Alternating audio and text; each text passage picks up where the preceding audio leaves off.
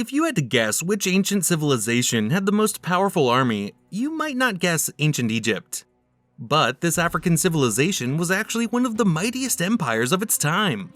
How did the ancient Egyptians build such a powerful army, and what made them so successful? There are a lot of questions that need to be answered. So, without wasting any further time, let's jump into the video where we'll take a look at some of the most impressive aspects of the ancient Egyptian army.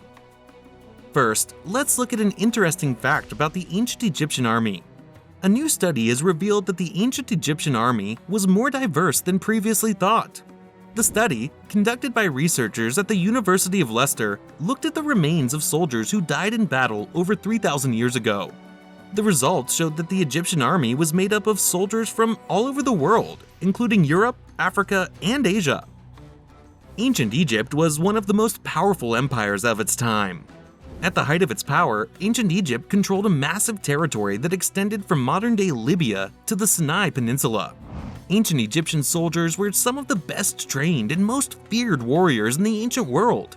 They were experts in hand-to-hand combat and used a variety of weapons, including swords, spears, and bows and arrows. The soldiers also had to be proficient in chariot warfare. Chariots allowed ancient Egyptian troops to quickly travel across the vast empire and deliver crushing defeats to their enemies. Ancient Egypt was an ancient civilization of eastern North Africa, centered on the Nile River's northern reaches in Egypt. The civilization came into being in 3150 BC with the political union of Upper and Lower Egypt under the first pharaoh, and it continued to develop for the next 3 millennia. Its history was divided into stable kingdoms that were separated by times of relative instability called intermediate eras. The Egyptian military was well maintained throughout the Old and Middle Kingdoms. The majority of ancient Egypt's long history saw it united under a single governing body. The Egyptians established forts and outposts in the eastern desert, to the south in Nubia, and along the Nile Delta's eastern and western boundaries. Small garrisons were able to fend off smaller invasions, but if a significant force was spotted, an alert was issued to the main army corps. City walls and other forms of protection were rare in Egyptian cities. 3 kingdoms and 2 transitional eras make up ancient Egypt's history. Throughout the 3 kingdoms, Egypt was governed by a single entity. Several nomes and various foreigners controlled the government throughout the transitional periods. Egypt's geographic isolation from other nations helped it to prosper. Many of Egypt's military victories were made possible as a result of this condition. By employing tiny projectile weapons like bows and arrows, they rendered their opponents helpless. Additionally, they possessed chariots, which they utilized to charge the opposition. One of Egypt's most glorious eras was the Old Kingdom. This wealth enabled the government to stabilize and, as a result, set up a functional military. The majority of military combat during this time was restricted to Egypt's internal power consolidation. There was no professional army in Egypt under the Old Kingdom, thus each nome's governor had to assemble his own volunteer force. After that, the pharaoh would gather his soldiers for a fight. The majority of the army was made up of lower-class individuals who could not afford to get training for other vocations, since military service was not regarded as being prestigious. Soldiers of the Old Kingdom carried a variety of weapons, including shields, spears, cudgels, maces, daggers, and bows and arrows. The bow and arrow was the most popular weapon in ancient Egypt. An Old Kingdom single-arched bow was frequently employed. This kind of bow had a shorter draw length and was challenging to draw. The Hyksos introduced the composite bow, and Egyptian warriors adopted it as well. Mentuhotep II, the pharaoh, oversaw military expeditions that went as far south as Nubia's Second Cataract, which had been an independent nation during the First Intermediate Period. Additionally, he returned Egyptian rule to the Sinai Peninsula, which Egypt had lost since the end of the Old Kingdom. Beginning with the 12th dynasty, pharaohs frequently maintained well-trained standing armies that served as the foundation for bigger forces assembled for defense against invasion. Senusret I oversaw the construction of a frontier fort at Buin and the incorporation of the entire lower Nubian region into Egypt. A Canaanite tribe by the name of Hyksos invaded Memphis, the Egyptian capital city, and declared control over Upper and Lower Egypt after Mennefer I of the mid-13th dynasty left his palace. Many Egyptians fled to Thebes once the Hyksos seized power, where they finally started to protest the Hyksos reign. Northwest Asians, known as the Hyksos, established a fortified capital at Avaris. Due to the breakdown of their government, the Egyptians were currently stuck. The Hyksos in the north and the Kushite Nubians in the south formed an enemy sandwich around them.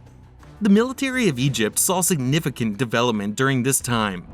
The horse, the ariat, and the composite bow, weapons that fundamentally changed how Egypt's military operated, have all been attributed to the Hyksos. Beginning when Seqenenre became the king of Thebes and ignited a conflict that claimed his own life in battle, the composite bow, which allowed for greater accuracy and kill distance with arrows, assisted the Egyptian military in driving the Hyksos from Egypt. They were joined by horses and chariots at this point. Following Seqenenre, Kamose fought the Hyksos until his brother Amhos ultimately succeeded in driving them out. The start of the New Kingdom was so signaled. There were fresh dangers in the New Kingdom. However, Egypt was able to effectively repel these foreign invasions thanks to the Hyksos' military efforts. The New Kingdom army was distinct from that of its two prior kingdoms in this sense. Prior to the New Kingdom, the Egyptian army was made up of enlisted peasants and craftspeople who would assemble beneath the pharaoh's flag. Egyptian armies were fairly simple during the Old and Middle Kingdoms. The only weapons the Egyptian warriors had were a big wooden shield covered in leather skins and a spear with a metal point. A stone mace was also carried throughout the Archaic era, but the bronze combat axe eventually supplanted it, and it is likely that this weapon was only used ceremonially. Archers who carried rudimentary curved bows and arrows with flint or copper arrowheads backed the spearmen. Around the early 3rd millennium BC, no armor was worn. Foreigners were also included in the army. Nubians, Medjay, served as the best archery troops and joined Egyptian armies as mercenaries. The pharaoh would split his army into the north and the south during the Egyptian invasion. They would subsequently be divided into 4 further armies, each bearing the names of an Egyptian deity: Ra, Amen, Ta, and Suktek. He would choose a commander-in-chief, often one of the royal house's princes, who would choose captains to carry out instructions delegated lower in the line of command. The commander-in-chief was tasked with choosing the captains of the army, who were often lower-ranking princes of the royal family. They often attained these positions by adopting bribery tactics and manipulating the interest courts.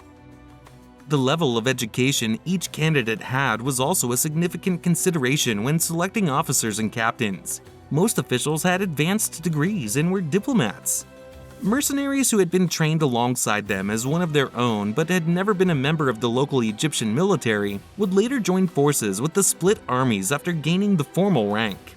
Prior to the New Kingdom, the Egyptian military was predominantly aquatic, and the top ranks were made up of affluent Egyptians from the middle class. As early as the late Old Kingdom, maritime boats were used to convey Egyptian troops.